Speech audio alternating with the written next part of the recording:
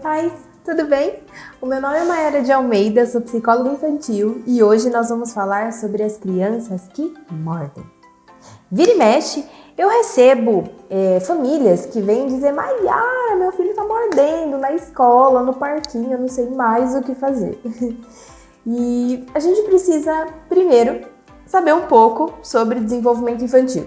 Se você trabalha com crianças ou se você tem um exemplar em casa, seja seu filho, seu sobrinho, seu irmão, enfim. A gente precisa saber um pouquinho sobre desenvolvimento infantil e saber o que é esperado para cada idade, para cada fase. E vou te dizer, o comportamento de morder é um comportamento comum e esperado nas crianças. As pequenas especialmente, mas inclusive as crianças maiores podem também apresentar esse comportamento, já que muitas delas não desenvolveram inteligência emocional. Espera aí que eu vou te explicar melhor isso. Quando a gente se sente frustrado, triste ou irritado, nós temos a capacidade de falar para outra pessoa que nos magoou. E isso já é suficiente para a gente resolver conflitos. Ou deveria ser, né? Porque muitas vezes não é. Muitas vezes temos também atitudes reativas.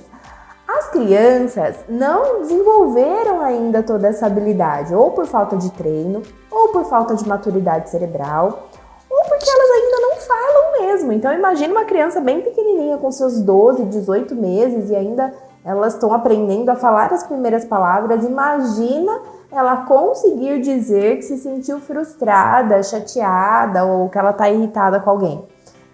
Isso é bem absurdo. Então, quanto mais a criança desenvolve essa habilidade de dizer o que está sentindo, menos ela tem necessidade de apresentar atitudes mais reativas, como morder, o bater, o chutar, enfim. E a gente vai compreender todos esses comportamentos como comportamentos comuns e esperados na infância, né? Então vamos pensar uma situação seguinte: eu tô aqui brincando com o meu caminhãozinho, né? E aí de repente chega um amiguinho e arranca o caminhãozinho da minha mão, né? Então o que a gente espera da criança numa situação dessa? A gente espera que ela não morda o amiguinho, né? Ela se sentiu frustrada, irritada ali. Mas que ela não morda, né? Mas a gente também espera que ela não bata no amiguinho, que ela não grite, que ela não chore, que ela não se jogue no chão, que ela não arremesse coisas. A gente espera que ela não faça esse montão de coisas, né? Mas ela não pode fazer tudo isso para demonstrar que ela ficou frustrada, irritada. O que ela pode fazer então? Às vezes a gente cria uma expectativa irreal, né? Será que a criança vai... Vou respirar profundamente, eu vou me acalmar e depois eu vou conversar com o meu amiguinho e dizer: olha, o teu comportamento não foi adequado, né? Ou a gente espera uma atitude super madura da criança no sentido assim: poxa, você pegou meu caminhãozinho, mas tudo bem, eu vou esperar, pode brincar, eu vou brincar aqui com o trenzinho e depois que você terminar, você me devolve, por favor. É até engraçado a gente pensar uma criança pequenininha ali, seu 1, 2, 3 aninhos de idade, tendo uma atitude tão madura dessa. E vamos falar a verdade? Nem nós, adultos, talvez teríamos uma atitude tão madura assim, numa situação semelhante. Imagina que você está assistindo o teu programa de televisão favorito, tá? E aí, de repente, chega uma outra pessoa, arranca o controle da tua mão e muda de canal sem te falar nada. Claramente, você vai ficar irritado, né? E aí, será que você vai ter essas atitudes que a gente cobra da criança? Respirar fundo, se acalmar, ou então falar para outra pessoa: tá tudo bem, se você quer assistir outra coisa, eu aguardo, ou depois eu assisto a reprise do meu programa. Ou a gente ia ter uma atitude mais reativa: o que você tá fazendo? Né? Então, é importante a gente olhar para esses dois pontos, né? Primeiro, o que a criança pode nos oferecer, né? Então, a criança não pode nos oferecer todo esse equilíbrio emocional, né? Ainda. Embora nós devamos ajudá-las no processo, já vou falar sobre isso.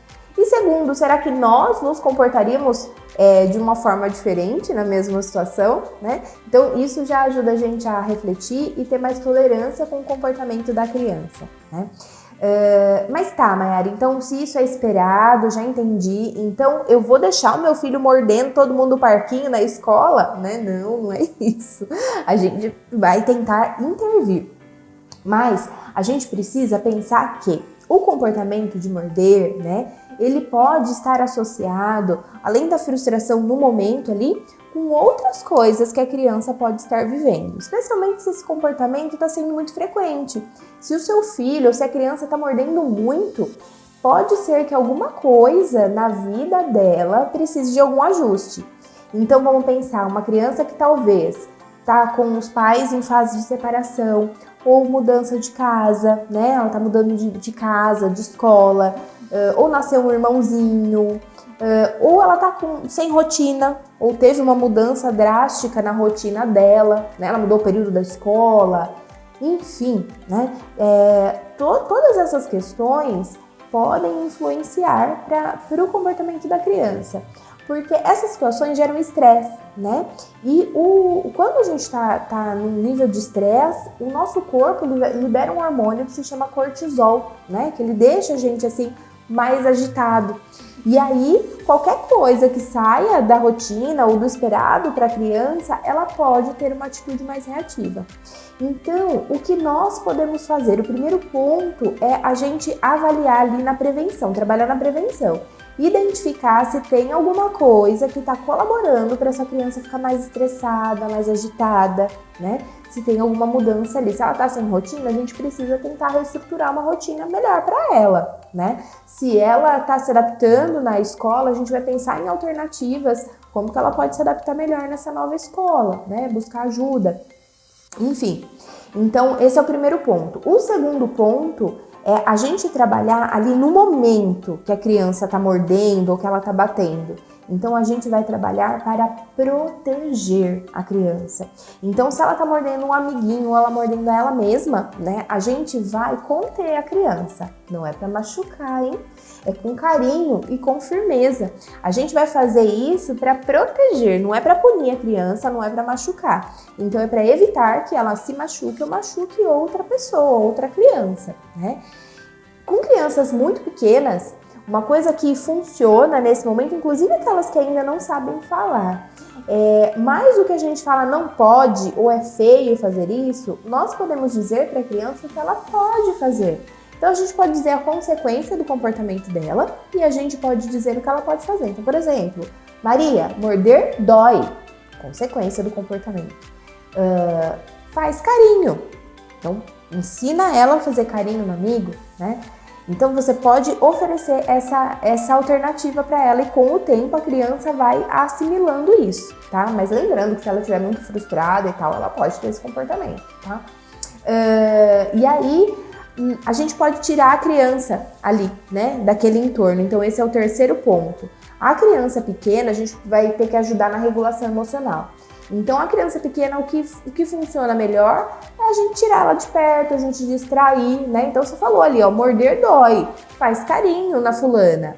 Então vem aqui, vamos ver a florzinha no jardim? Vamos ver a borboletinha? Olha só a bonequinha aqui. Então a gente distrai ela. Abraços funcionam muito bem para os pequenininhos. Então o toque físico, né, para a criança pequena funciona bem. Por quê? Geralmente ela vai ter essas atitudes e essa liberação de cortisol, né? Ela vai se sentir estressada quando ela se sente ameaçada, né? Então, se a gente grita com ela, se a gente pega ela de uma forma meio agressiva, se a gente fala, não pode, isso é feio, ela vai se sentir ameaçada por nós. E aí, mais liberação de cortisol, mais agitada a criança fica. Se a gente fala com tranquilidade, bater dói, morder dói, né? Faz carinho, vamos ver a florzinha, dá um abraço, parece que você tá muito irritada, você quer um abraço, né? Quando a gente fala com esse tom de voz tranquilo e a gente oferece toque físico, a gente vai acalmando a criança para diminuir a liberação do cortisol, né? E ela não vai se sentir ameaçada, ela vai se sentir compreendida, ela vai se sentir acolhida e tudo isso colabora para o desenvolvimento da inteligência emocional. Se a criança é um pouco maior, a gente pode incluí-la na elaboração de estratégias aí para ela se regular.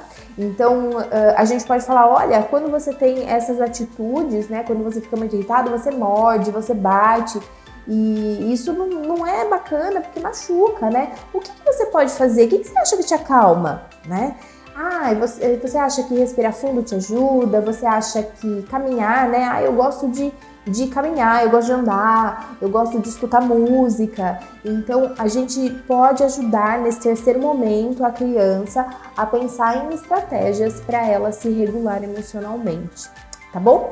Então, principal, se você tá tendo uma criança que morde aí, né? Não se desespere, que é um comportamento esperado. Tá? E aí é nosso papel não punir a criança, não brigar com ela, mas trabalhar na prevenção, no momento ali para proteger e depois para ajudar ela a se regular emocionalmente. Se mesmo depois de todos esses passos, tudo isso continuar, é importante a ajuda de um profissional que pode colaborar para identificar ali o gatilho, né, que está colaborando para a criança ter esse tipo de comportamento. Tá bom? Espero que vocês tenham gostado. Se tiver qualquer dúvida, pode me mandar que eu vou ficar muito feliz em ajudar. A gente se vê muito em breve. Um beijo, até mais. Tchau, tchau.